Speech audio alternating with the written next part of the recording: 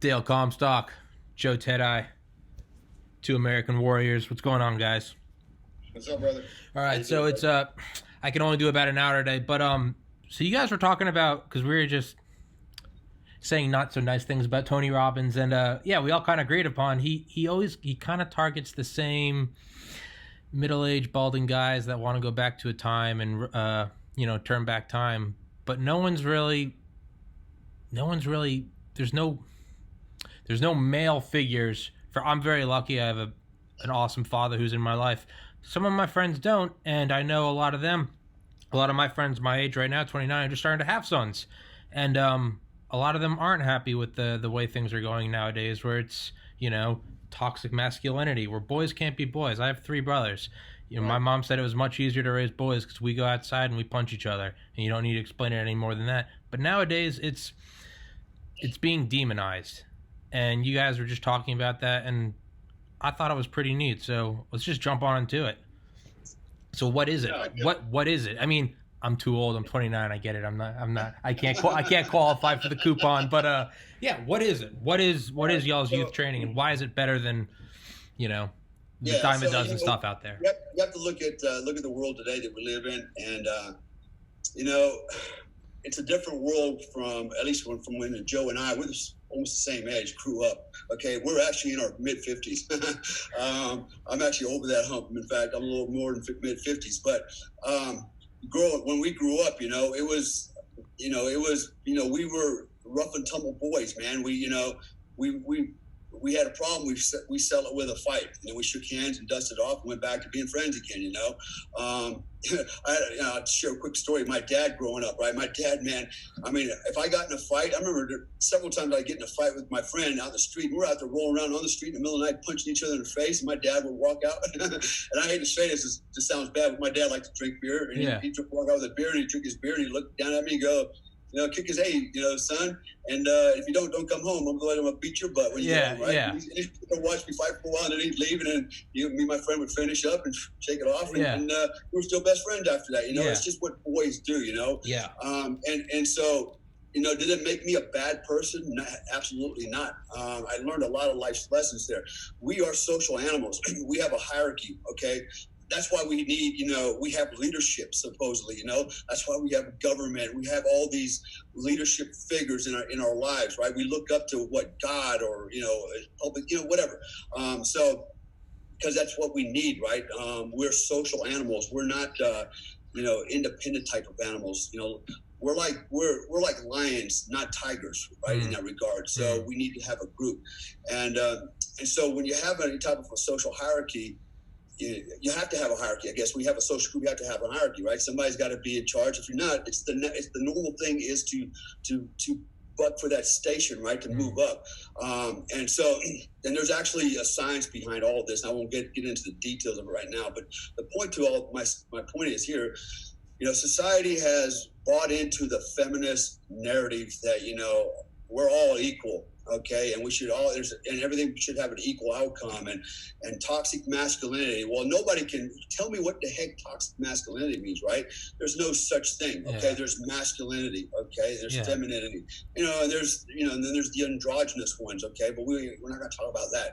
But so there's no such thing as masculinity, just not, and so what we want to do is we want to reach out to people, particularly 13 to 17-year-old teenagers, okay, and go, look, you know what? Why don't you let us, be your mentor, be your coach, and give you some training, some ideas on how to be a better you, to be more successful in life, to be not only physically fit, but understand what does fitness mean, what does diet mean, and why is that so important in our lives, right? Let us help you think differently, right? Stop buying into the herd mentality, okay?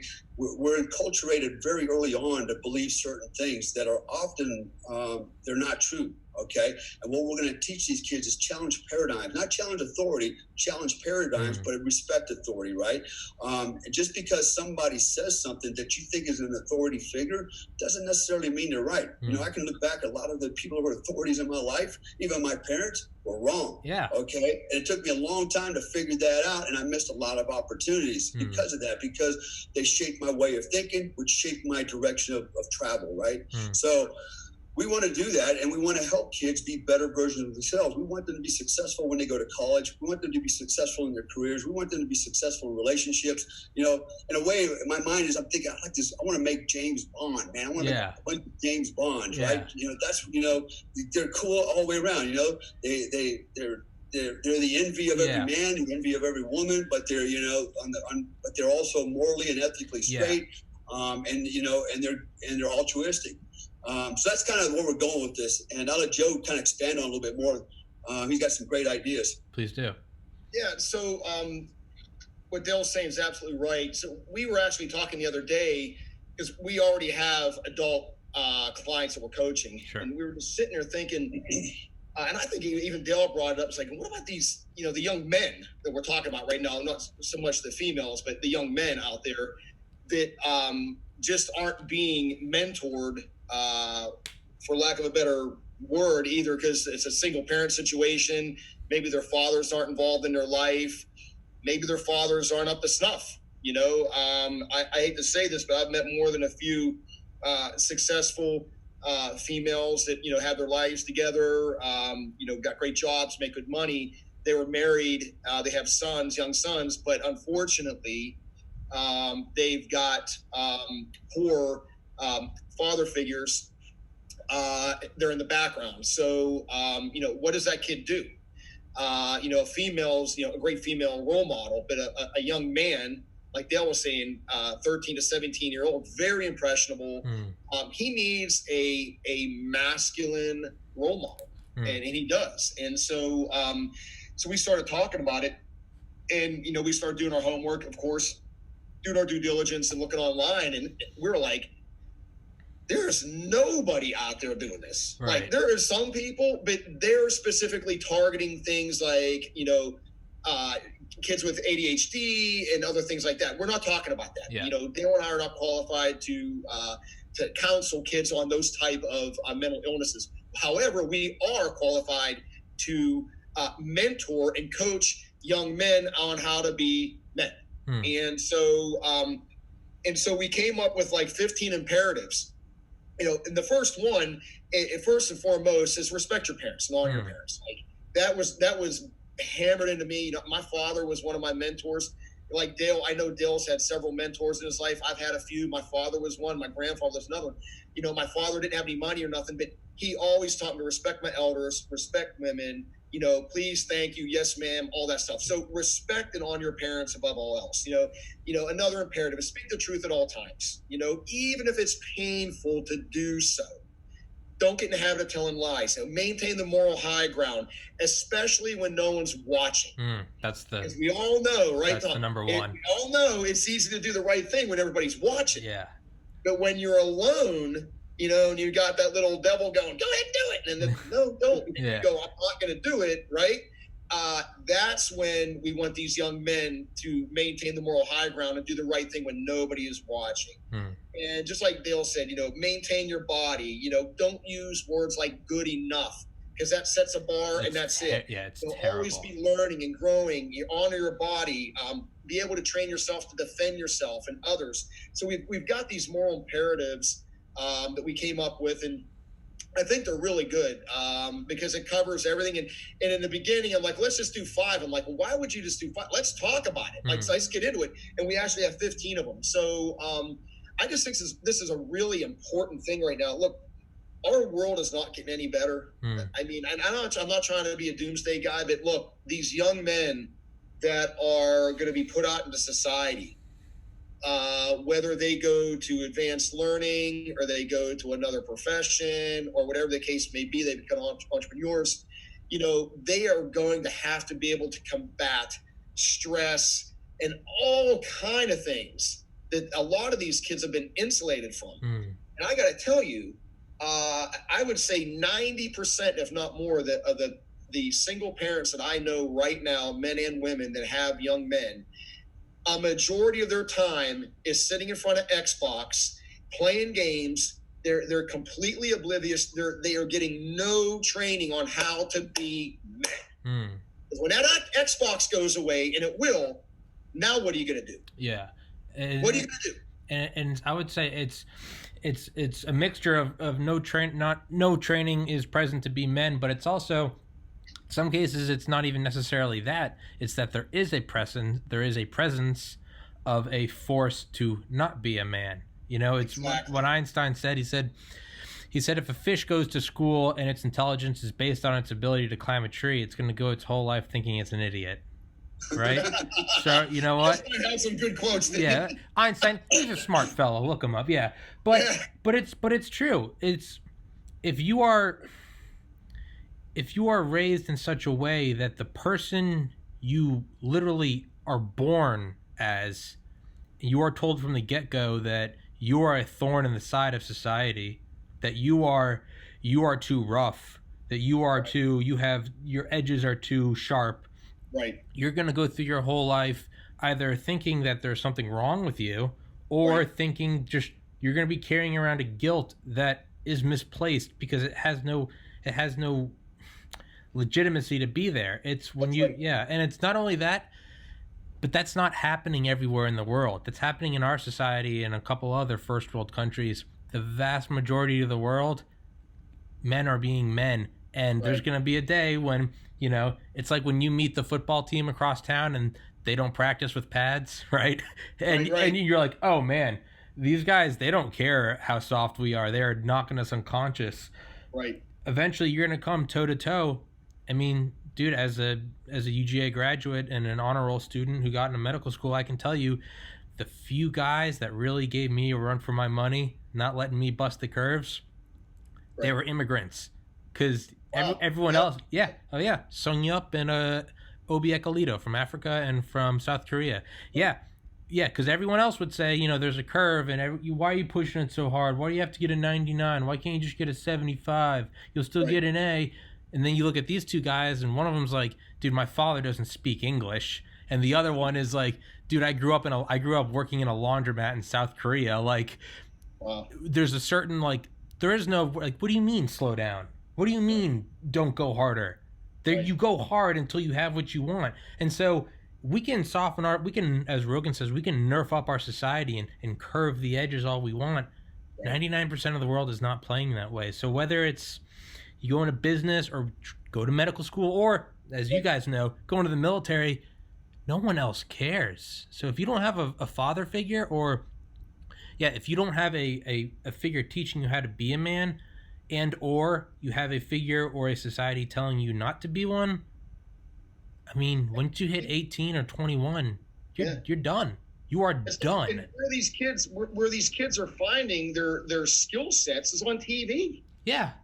TV and on the internet, and that is the worst place to be trying to put your skill sets together. You know, just like Dale and I say, it's like you want to have a toolbox of all of these skills. You want a wrench and a hammer and a screwdriver and a socket set. Yeah. But if you grow up and all you got is a hammer and it's time to put in a screw in the wall, you know, I mean, you have no other points of reference on how to deal with people, you know, how to be a leader, you know, how to be a servant leader. You know, if you say that to a team, what do you mean a servant leader? Yeah. A servant doesn't lead. Well, actually, a servant leader does exactly that, you know? So, and we want kids to have, you know, that wolf pack mentality. You know, the strength of the wolf is in the pack, and the strength of the pack is in the wolf. You can lead, but you also have to understand the me-we mentality. You've got to be part of a team, but you also have to be able to work autonomously by yourself. And these are it's so important. And I tell you, I've worked with a lot of kids. I've worked with Boy Scouts, and I've done all kind of speaking engagements for kids, you know, SADD, Students Against Drunk Drive, all kinds of stuff when I was on the show. And I have a passion for working with kids, to be quite honest with you, more than I do with adults, because it's more needed. You know, that's my opinion, Dale. I don't want to speak for Dale, but like kids need this stuff so bad. Male teenagers need this so bad. So anyway, Dale, your thoughts? Yeah, no. So yeah, I want to just kind of expand on what he said a minute ago, which is so true, right? So we don't, first of all, in the last 20 years, we have our society, parts of our society have really tried to dilute the masculinity in males, right? Everybody's a winner. Everybody gets a trophy, and that's not how the real world works. The real world has winners and losers. Yeah. Okay. And so if you want to be a winner, all right, the one that's going to win is the one that has a lot more skill sets, more tools in the toolbox, is diverse, right? So, what Joe was saying earlier, if all you have is a hammer, okay, everything, and everything in the world then looks like a nail, right? And so, but you can't use a hammer on everything, right? So you got to have other tools. It kind of goes with what you said a minute ago about Einstein, the fish having to climb and being an idiot, right? Yeah. So, that's the linear thinking. And I made a point, the last couple of times we've talked, even right now, right? There's people sitting at home going, man, what am I going to do? I don't have a job now. I only have one skill set. I only have one thing I'm able to do. And I don't know when I come out this other end of this virus, will there be an opportunity for me, or will I have to be in the unemployment line still? What's going to happen, right? So that brings a lot of, trepidation. And so what we're trying to tell kids is, don't put yourself in that position, right? Be a multitasker, learn multiple skills, okay? You don't have to go to college to learn all these skills. In fact, you don't have to go to college to learn any skills, okay? I know plenty of people that are very successful, 6-figure, upward, incomes that have no college degree, okay? It's about effective intelligence. That's the big difference. Effective intelligence, right? Yeah. Almost like street smarts. Yeah. And so those are ones that get ahead. And so that's what we want to do, is teach young guys how to think like that. We're not saying don't go to college. That's your choice. You want to spend a lot of money and just walk away with a piece of paper and go, hey, I did it. Yeah. Okay, great. Okay, that makes you feel good. But what we want to do is share, basically what we call in the Army TTPs, tactics, techniques, procedures, all right, for success, for mission accomplishment. And so, I'm always an advocate for having multiple income revenue streams, right? So what does that mean? It means I have to be good at several other things to make that happen, right? And so, for example, and I'm not trying to brag, but I'm sitting at home right now. And for me, I'm kind of like, okay, I'm quarantined for 30 days. Cool. Yeah. I got a lot of things to do, and I got money coming in from different income streams. Even though I'm not out manually working, I had money coming in from different places to sustain me, right? And sustain my wife in Indonesia. That happened because way back, I read the tea leaves. I realized that, what? Something could happen. If I lose my job, then what happens? So I better get more jobs, right? And to learn more things. So that's what we want people to learn.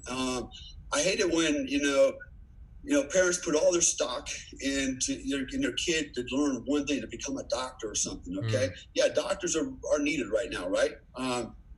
But hey, anything can happen to you as a doctor, right? In fact, I spoke with a lady the other day, one of my clients, and same thing, right? I said, what happens if, tomorrow, you can't, you take a head injury and you're now you're partially disabled, right? You don't have the cognitive skills you used to. You're still lucid, but you're not effective, right? And maybe you're a surgeon, you can't use your fingers anymore, right? So what are you going to do now? Well, maybe go into teaching or whatever. But you got to have a backup plan, and that's one of the things we teach. I mentioned the other day on the program as well. Have a PACE plan, right? Primary plan, alternate plan, contingency plan, emergency plan, right? Have backups. That's how my life is structured, and so there's a lot of dynamics at play. There's a lot of Joe and I in this space. There's a lot of obstacles we're going to have to circumvent or bust through. There's a lot of walls we're going to have to tear down because people are going to put them up. For example, Joe mentioned earlier that, there's going to be dads out there that are going to be looking at us going, I don't need you raising my kid. But yeah, you're probably not raising your kid either. And if you are, more power to you. I'm not down in that at all. Or maybe, so, and those, be honest with you, we're not trying to appeal to those dads. Okay. We're not. We're appealing to the son if he wants to learn something, but not to the dads. We are appealing to the mothers out there that are, single parents. Look, you can be the greatest mother on earth, but that doesn't mean you can replace a male figure, right? You just can't. And Joe and I have a lot of teenagers following us. A lot of teenagers following us. My friend in Indonesia, he's Canadian. His son's 14. He came over to visit. He found out who I was, and he's been Googling me ever since, right? And I've suddenly overnight become his hero. I can go on like that all day long. And Joe has just as many. And the thing is, these young men want, and by the way, this kid, all the kids that I know, their fathers are studs. I mean, they're bodybuilders, they're muscular, they're soldiers. And they do set a fine example for their boys, not taking anything away from them. But, even me as a kid growing up, even though my dad was my hero, Joe mentioned earlier, I have many heroes. My father, my German grandfather, my German uncle, Gary O'Neill wrote the book American Warrior, Jim Smokey West, who was my martial arts instructor, Dave Fabricius, who was again, he's also a public speaker and coach. These are my 6 primary mentors in life, and they're all men. They're all men. Okay, not saying that there's no women out there I didn't look up to, but they are men, and because I'm a man and I was a young man growing up, I wanted to aspire to be like these men, right? Yeah. I don't want to go out to be a girl. I want to be like Oprah. Yeah. No. Yeah. I'm a man. It's the genetics, man. It's that my testosterone. It's I want to be that guy. Yeah. And there's a lot of kids that are out there that want to do that, and they just don't know where to go. Xbox. That's a great example. I've had kids challenge me and challenge my friends and say they could be just as good a soldier as us and just as effective in combat because they're like really good at at these war games on Xbox. Yeah, I've heard it too. It's like, you have no idea what war is all about, and you're living in fantasy land. And I have personally seen in combat where this generation of kids have literally sat down and stopped fighting while their friends, their soldier friends on the battlefield, are dying, and he just sat there and watched them because of what? It was too hot. Yeah. And we can talk about this all day long, but the point is, we want to help. We want to do something we can't. I'm not saying we're saving anybody, but we want to create, we want to create men that we can all be proud of, that are there, to lead us, to protect us, it just enrich all of our lives, right? Just like the women out there, okay? They have a place as well. But Joe and I, we're not women, and so we can't really mentor women or girls, right? Because we can't. Yeah. I tried. It's kind of hard, right? Yeah. It's not that we couldn't, guys, and we could, but it's just for Dale and I's skill set and the way we coach. It's not that we would turn a female away, but it would be more conducive for a young man. And one thing I do want to say, and I'm sure, Dale's going to agree with this, and we've already talked about it. We're actually going to have an application form for these young men. And the reason we're doing that is we aren't going to coach everybody. Okay. There's no doubt that our business is going to blow up. And we want quality, not quantity. So there's going to be, and we're working on it right now, there's actually going to be an application form that the parent or parents have to fill out. It's just a one-pager that basically describes the situation, some questions, and based off of what we read, we're either going to take them on as clients or not. And somebody may go, well, that's kind of, bad. Well, it's not. And let me tell you why. First, I'm not going to waste your time and your money and my time. Yeah. If I read something about like, hey, does your son do drugs? Yeah, he does heroin. Look, first things first. Yeah, go to rehab. Yeah. A man like Dale Comstock, you need to fix that first, because all you're doing is just roller skating uphill. Yeah. It's not going to work. Yeah. So we're not going to do that to our clients. We want to make sure that we've got, like Dale was saying, we need the clay. Give us the clay, and we'll mold it. We'll mold it. But if the clay is just falling apart like a soup sandwich, we can't do anything. Yeah. And so that was one of the things I wanted to caveat, is that we will not be taking everybody. We're going to have a very select group of young men that we feel that our time is best vested in. Because again, like Dale was saying, these are future leaders. When I'm 70 years old, if God grants me that much life, these are going to be kids. They're going to be in their mid 30s. Who knows what they're doing? They could be heads of big companies. They could be all kinds of things. But we know the effect, the cause and effect that this can have, and we take it very seriously. So it is going to be a selection process based off of our requirements. Yeah, and it's for those who don't like it. Well, I mean, this is what come back to earlier what we talked about. There are winners, there are losers. You don't always get what you want on the first try. Right. If let that be learning lesson number one. So even if you don't get to do the program, you are still benefiting from it by being told no. Hey, there's the slap of reality. You get told no sometimes. Yeah. So, I would say in that sense, anyone who fills out an application benefits. So I want to talk about, we talked earlier about, being told that you shouldn't be a man your whole life and that there's something wrong with you and that your very nature is criminal at its root, and just how incorrect that is. One of two things will happen. You'll either, over 18, 21 years, you will bottle it up and suppress it forever, and you will go through life being pushed around. Or, once you finally get out of the household you're in, and no one in authority is telling you not to be a man anymore, you're going to experiment with being a man for the first time at 18 or 21. When you're 7, that's when you learn to punch friends and get punched back and be put in timeout. When you're 18 and 21, that's when you go to jail. And that's when you get a felony. And that's when you're no longer... Yeah. Very good point. Yeah. Work it out while you're younger, It's like, let's train with the new gear on base before we go on an operation. We can't, Dale, your book, sorry, it's the first time I use night vision goggles. You're telling me this on a mission. And yeah, that guy walked off a cliff. Literally. Yeah. And so... No, Paul, that's a very good point. Yeah.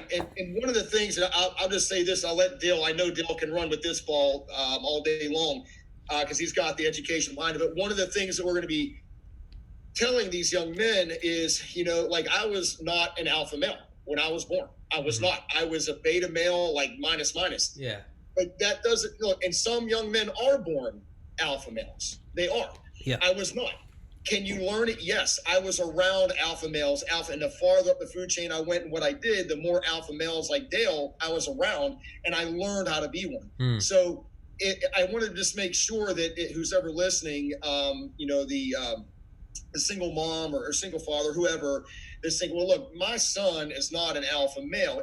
Look, he doesn't need to be. As a matter of fact, if he's a beta male, they're probably going to get more from what we're going to, show them and coach them on than an alpha male would. Yeah. Because these are going to be new thought processes. Yes. So beta males are a certain way, alpha males are a certain way. And to really reap the reward of what we're doing, we want you to think like an alpha male, because the alpha males are the leaders. They are successful. They're outspoken. They're confident, not cocky, humble, on and on and on.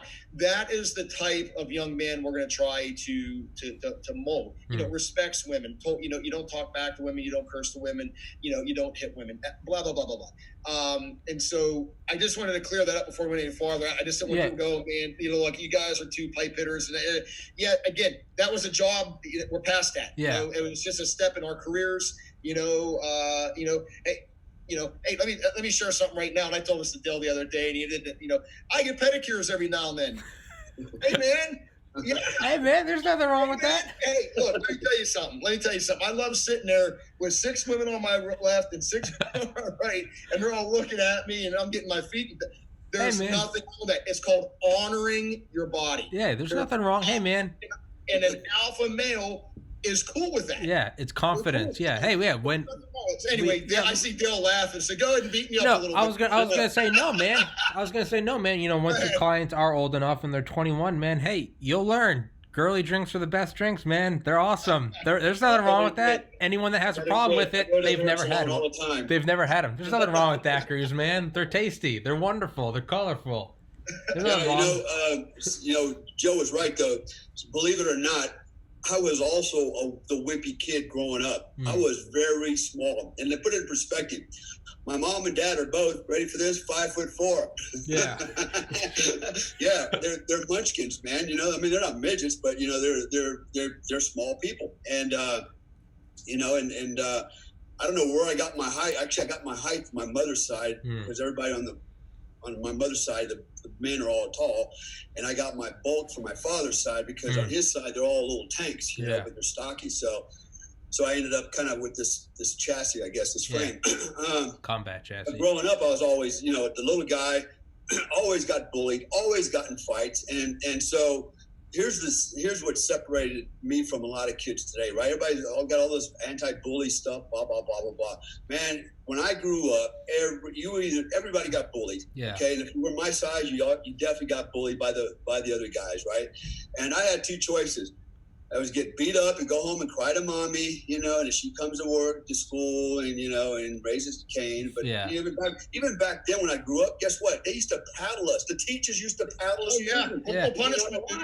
Okay. So it's a whole different mindset. So my parents told me, both my mom and my dad are type A's, very aggressive. And they both always told me, you know, don't take no crap, you know. Yeah. Basically, if you get beat up, you let that kid bully you, I'm going to bully you. I'm going to beat you up and come home, right? Yeah. And so they pushed me to defend myself, because they knew one day they're not going to be around for me, and I'm going to be on my own, right? And so they wanted to cultivate a certain character. They knew I wasn't going to get killed in a street fight, you know, especially back then.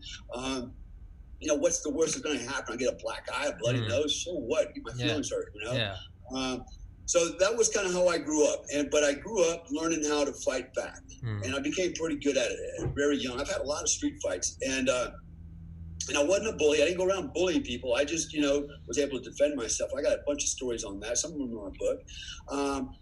And so the other thing I've learned, right, is so as I got bigger, you know, and I got more effective, especially as I got more athletic, I became more confident about myself and my skills, right? So even when I was, believe it or not, when I was 164 pounds when I was a Delta Force operator. So I wasn't really that big, but guess what? I was a light middleweight boxer. I was a professional. Yeah. I had, you know, black belts. I can go on all day long. Yeah. So I was very capable at 164 pounds, even though I was smaller than the average man at that time. Even now, I was able to handle myself, and I had a lot of confidence, you know. Still wasn't a bully. Yeah. And so now I look at myself, you know, I range anywhere from 200 pounds to 226 pounds, you know, and I can definitely handle myself.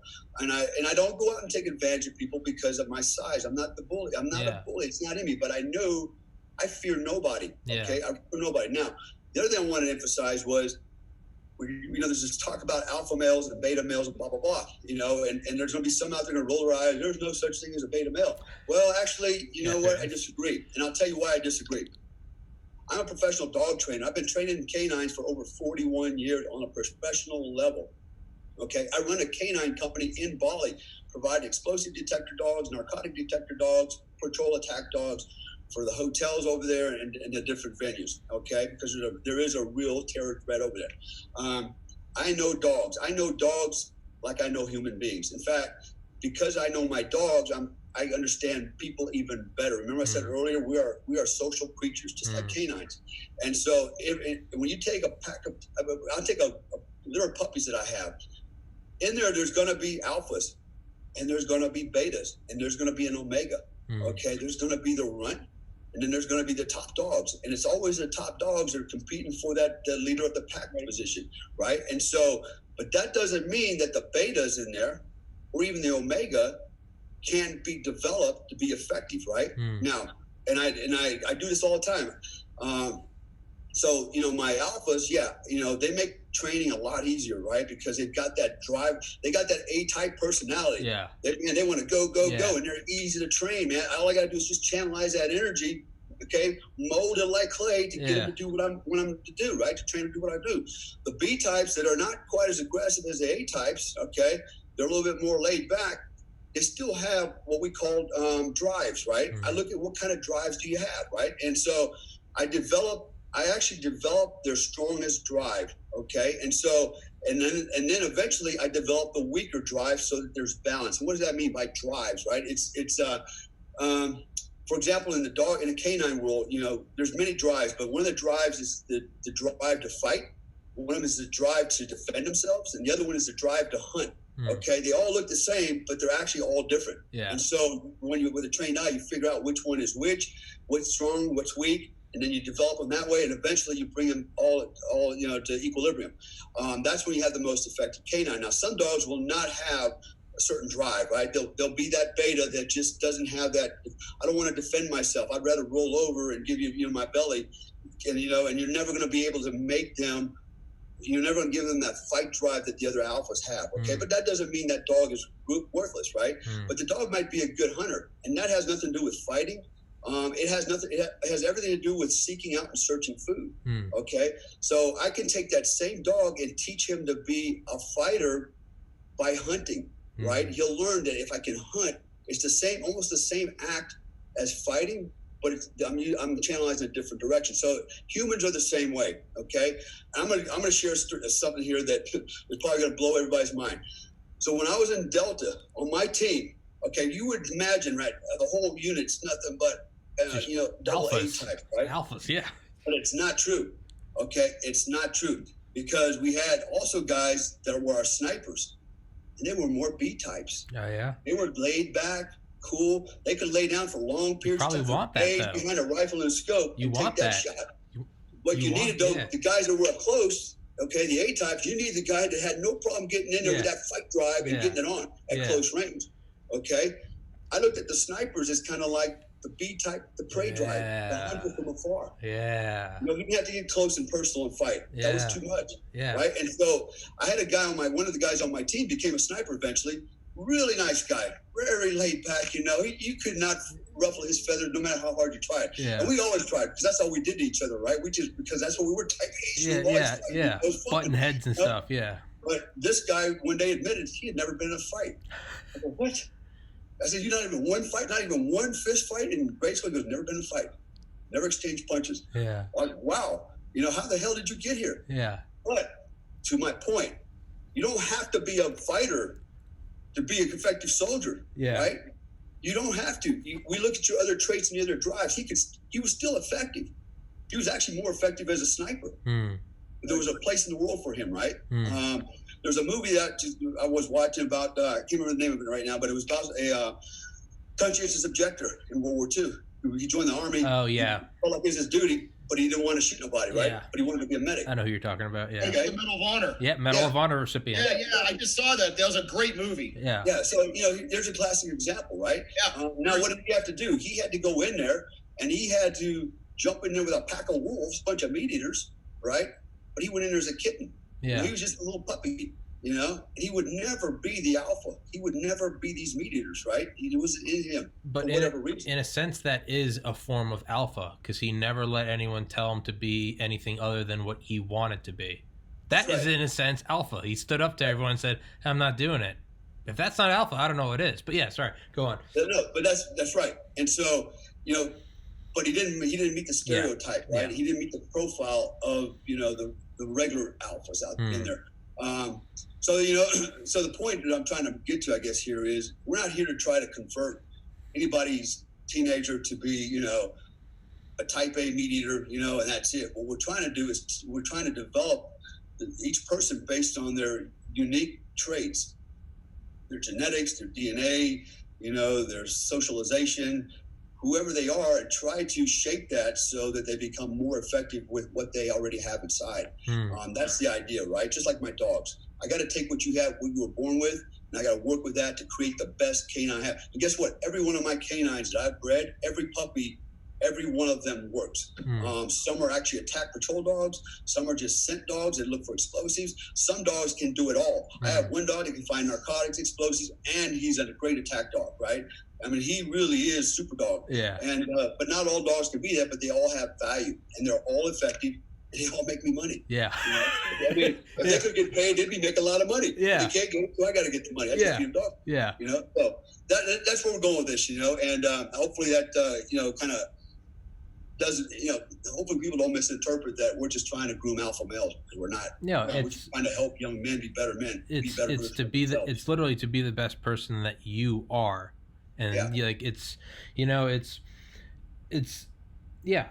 if you're a beta male going into it, not a lot of beta males like being beta males. There's not some like, well, he's stuck as that. It's being a beta male and being like, whether they realize it or not, most of them do realize that there is a thirst to be like, how do I, within like reason, like how do I throw my elbows and get what I want and get my place in the world? And if you do have alpha males in single mother households, man, you need a father figure there. Like, I have my mom and she's tough, and my three brothers, but also like, thank God my dad was there, because at some point, you have to have Big Daddy be like, okay, you crossed the line, and it puts you in your place. And again, back to what you were saying earlier, because if you're not put in your place before you turn 18, one day someone's going to put you in your place, and it's not going to be the same as being grounded. It's going to be a police officer shooting you, or it's going to be someone knifing you. It's going to be something horrible. So, or getting fired. Maybe not violent. You just get fired. I had a stepson. So I had a stepson, right? When I first got to know him, he was young, and he was very meek, very passive. Man, he was, I think, 7 or 8 years old. He was still drinking out of a sippy cup. I'm like, are you kidding me? And he was very I don't want to say spoiled, but he just hadn't been nurtured a certain way for a while. Anyways, he got bullied all the time in school because of his appearance, right? He had these big, the Coke bottle glasses, he was Asian kind of mix, and he was a little guy, and he was a nice guy, and he was quiet, and people, the other guys saw it as a sign of weakness, and they would just jump him all the time. And I would ask him, I said, well, what happens when this bully, he went to fight with you? He goes, I run as fast as I can. I said, well, how long can you run for? Yeah. At one point, do you run out of gas and he catches up with you, right? Yeah. And then what happens? I just keep running. And then I zig this way and I zig. That was his answer. I'm going to zig this way and I'm going to zig that way. He can't catch me. I'm like, wow. I said, what would you do if that bully attacked your mom? Would you run away, zig and zag, or what would you do? And he looked at me like, wow, yeah, good idea. What would I do? Yeah. Now you had to think about the consequences of running. Maybe that's not always an option. And so, and he was very, averse to firearms, so he got all this bad information, growing up, guns are bad and fighting is bad, blah, blah, blah. And then all of a sudden reality set in, he's getting bullied. And so the next phase was, okay, well, no fault of your own that you feel like that. You're still a kid, man. It's that input, right? Input-output thing. And right now you're just getting a lot of bad input. So what we have to do is fix that. So, we got him enrolled in karate school, to build his confidence, not necessarily because it's going to make him a dynamic fighter. It takes a long time to get really good at it, but at least start building his confidence, start involving him in sports, where he had to play with other kids, and be a part of this team. And then, make a long story short, what finally happened was he finally grew up to loving firearms. He got into, the Milsim games, he had all the tactical gear, and all this. Suddenly he flipped from being this little beta guy that, really passive, to was able to stand up for himself, and so you see the flip, right? And the flip came because he didn't have a real father figure there for him. And suddenly I show up and I'm this guy, right? And I'm like, whoa. And I'm like, well, how fast can you run? And for how long? Yeah. Because we're going to make a point where you're going to run out of gas and he's going to catch you. Yeah. Somebody's going to catch you. Yeah. What about you? And when I brought that thing up, what about your mom? What are you going to do if somebody attacks your mom? And then they realized, you know what? Running's not always a good idea. And sometimes I got to do something for someone else and I have to be selfless about it, right? Yeah. So, these are the kind of things, these lessons learned that I've drawn from all my life, and I've had experience with them. And there's a lot of kids that are out there like that. So I mentor a lot of kids. I actually get a lot of teenagers, not a lot anymore, but I used to get a lot of teenagers that would come in from out of state, come down here to where I live in Florida, just to spend the day with me, hang out. Their parents would bring them down here, their grandparents would bring them down here. And basically it was a day to go eat some lunch, talk about the Army, talk about the military, play the guns, show the guns, tell war stories and just kind of let them touch the magic, and I think almost every one of them that I remember went into the military, and I'm still in touch with some of them. They still call me, and they're now E5s, E6s, officers, and go up the ranks.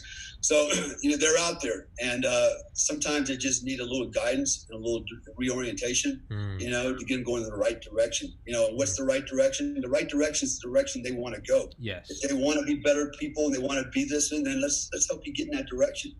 Running from your problems, and zigging and sagging ain't gonna get you where you want to go. No. The biggest thing, Tom, the biggest thing too, that anybody that knows anything about coaching is one of the biggest things that a great coach, performance coach, life coach, whatever you want to title it, is that they hold their clients accountable. That's a big word. Accountable. And your mom can hold you accountable, but when you have somebody like myself or Dale kind of like watching and they respect you, it has a little more, and we're not trying to replace their father. Yeah. We're not trying to do that. Yeah. What we're saying is it's a little bit different when you've got this guy, that's coaching me, watching and holding me accountable. It's a little bit different mindset. And it's great because it works, because that's what these young men need. They need guidance, but it's not a fire and forget. You've got to give them guidance, and then you got to maintenance them, and you got to hold them accountable. Just like our adult clients, like one of my guys, I told him, I said, hey man, I actually texted him yesterday, are you doing this? You doing this, doing that? He's like, oh, I forgot. You know what I mean? Like, you've got to constantly, and that's what Dale and I do. It's not like blah, blah, blah, blah, blah, and you just put out all this information. Yeah. Anybody can do that. Yeah. And by the way, on our program, just like Joe was saying, to hold them accountable, we actually have tests, for example, when we talk about physical fitness, okay? I want you to see you record yourself and send me a recording of you doing, 50 push-ups, Yeah. If you don't, I can do 50 push-ups, well, then you need to keep putting push-ups till you can. I mean, I knock out 120 push-ups every day at one time. Yeah. That's just my routine. No problem. Okay. Well, you got to start somewhere. If you only do 5, that's fine. Let's see the progress. I want to see you actually trying. We'll have you filming yourself push-ups, pull-ups, sit-ups, whatever, right? We'll give you a physical fitness test, and you're going to show us, right? Yeah. And then hopefully at the end of the training, we'll see the progress if you're doing what if you've committed. So there's things we'll verbally test you at the end of something. When we have a module, we'll get done training. For example, leadership. When we talk about leadership, okay, and we're not talking about just leading people. We're talking about self-leadership, okay. There's going to be a lot of principles that we go through, and I want at the end, or anywhere along the curriculum, I'm going to ask you about leadership. I'm going to ask you, name off some of the leadership traits that we've talked about. What does it mean? How do you apply those? So we're going to come back and we're going to hold you accountable, right? It's not like, blah, blah, blah, blah, blah. Okay, next module, and you forget everything, right? Yeah. We're going to hold you to task, because these lessons are learned that you're learning or they're going to learn are not, they can be perishable until you basically commit them to memory, and you not only remember them, but you apply them in everything you do. And that's the goal. We want you to apply all these tenets to everything that you do in life. And then if you do that, then you'll start seeing the positive change, and you're heading in the direction you want to go. Yeah, absolutely, Dale. I couldn't agree with you more. And the thing is, a lot of these young men I'm sure we're going to be talking to really have never, and I don't want to say I'm assuming this, but I would be willing to bet money on it. If their mother or father are signing them up for us to mentor them, they've never seen anything like this. They've never even heard of something, and that's the sad thing. This stuff is going to be brand new to them. And it's not rocket scientist stuff, it's just instilling, morals and values and discipline, and a thought process, for example, win every day. And we're going to do this with our young clients as well as we do with our own. Win every day mentality. Every day you've got to do something to win. Micro goal. It's actually called a micro shift. Yeah. I don't want to get into the whole psychology of it, but a micro goal is just doing something every day. I won 1%. Yeah. I did this. I won 1%. Yeah. I did this. I won. It becomes a mindset, a winning mindset, not lose. It's I did this today, and I did this today, and I did this today. Yeah, make your bed as soon as you get up. It will help. Dude, I'm just telling you, this is the mindset that you need to get young adults into, the winning mindset, you know. And if you notice, Dale and I don't even think he's ever said it. Everybody talks about the warrior mindset, right? In our community, warrior mindset. Okay, that is so overplayed. Yeah, it's not even funny. Yeah, I don't. Have I used it in the past? Yeah, but everybody thinks of the warrior mindset of, you know, being in the military or being in law enforcement, and it doesn't really have a good connotation to it. It has a kind of like a black side, like, you know, aggressiveness and that's not really what it is. You know, the warrior mindset, if you even people want to talk about it, it's just a psychological state that you can overcome, like stress, fear, obstacles, and keep going. It has nothing to do with kicking in doors and beating people up. That's not the warrior mindset.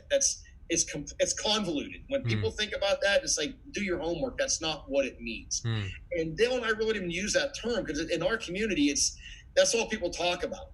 In ours, you know, we use a very proprietary structure, psychosoma training, which, to be quite honest with you, I'd almost guarantee you talk to 10 spec ops guys, maybe one will even know what you're talking about. You're exposed to that at certain levels. And anyway, the bottom line is, so we don't even get into using that term warrior mindset. It's just, I don't know, Dale, if he agrees or not. Matter of fact, I know he agrees, but it just doesn't have a good connotation. And when you talk to kids, the first thing they're going to hear is warrior. That means fighting. That means, you know, soldiering, and that's not what it is. So we don't even use that. We use the term, actually, and Dale came up with it. It's beautiful. It's just mind-body engineering. Yeah. Yeah. It means the same thing, but it's not the same word, you know? So, and Dale came up with that, and it's great. And Dale, why do you, there's actually more to just mind and body, but he can get into that. And I know we're kind of running short on time right now because you said an hour. Yeah. But Dale, if you want to close up with that about the mind-body engineering thing, and yeah. So there's actually there's three components to the program when you train people. Okay, everybody talks about mind, body, spirit. Okay, you know, okay, we know what the mind is. Okay, to some degree, right? Everybody's thinking about, oh, it's the way you think. You know, got to think this way. You know, be positive. You're a winner. You know, blah blah blah. Okay, it's actually more to it than that. There's actually a neurological, physiological component at play that you have to literally manipulate. Okay, and so we're going to get into some really deep stuff here when we talk about kinetic molecular theory, metaphysics, and a whole lot of other things that are related to this thing. So it's actually not just teaching yourself to think a certain way, it's also understanding the underlying changes that are going to go on physiologically and psychologically, and how they're going to work together to make you to improve performance all the way around, whether it's your thinking or whether it's actual physical action. Then the second part is the body, right? So if your body is not in harmony with your mind, right? And so if it's not in tune, then, you know, for me, for example, if I'm out of shape, then mentally I'm out of shape because I feel bad about myself, right? But if my body feels good, my mind feels good, right? They're symbiotic. And so we have to talk about how do you take care of the vessel, right? This the temple. If you're a Christian, right?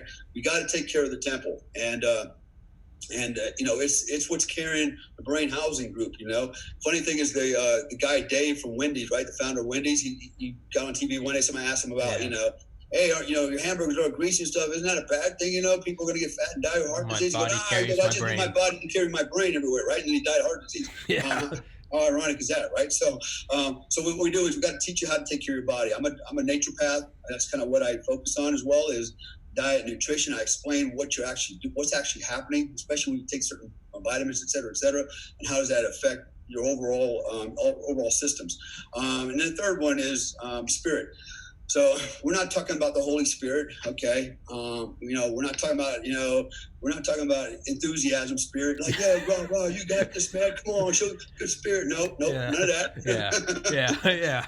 When I talk about spirit, I'm talking about something different. And I won't go into too many details because this is kind of one of our, this is what sets us apart from the herd out there, right? But when we talk about spirit, it's completely unrelated to those things. And you'll be shocked, surprised when you find out what it really means. But it's actually the underpinning to success. If you understand that, and you understand how to apply this last one to everything you do, then you basically, what you have done is you have built a mega engine, and it's running at high RPMs, and it's pushing you forward really fast, right? So anyways, those are the three tiers of this coaching program, and the intention here is to, again, it doesn't matter who, we'll coach anybody. I mean, we coach women, it doesn't matter, right? Kids, I've coached kids, women, adults, older guys, younger guys, it doesn't matter. The premise is the same. Now we modify it based on who the audience, who's the client, but the whole idea is to give you the tools in the toolbox to make yourself a better version of you, to self-actualize, to become what you envisioned you would like to be. Studies have shown 76% of people in their twilight years, as they get older, 76% when they were asked, what's your biggest regret? To the T, all of them.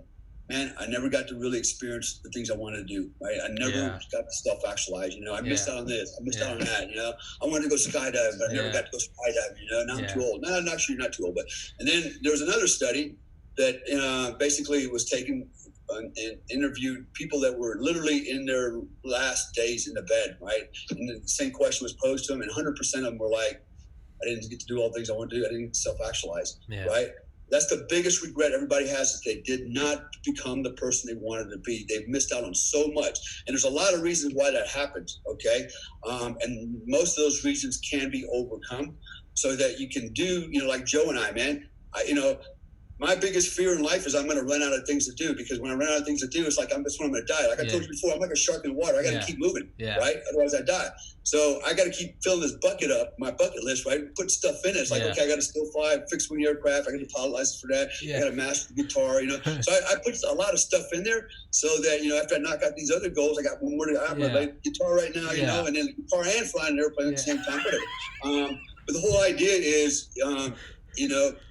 it's when there's nothing worse than watching somebody die, and I've seen this happen I see this happen in my family, where they regretted that they did not get to do the things they wanted to do, and it was heartbreaking and it was maddening. For me. I was gonna say, Maya Angelou, there is no greater pain than bearing an untold story.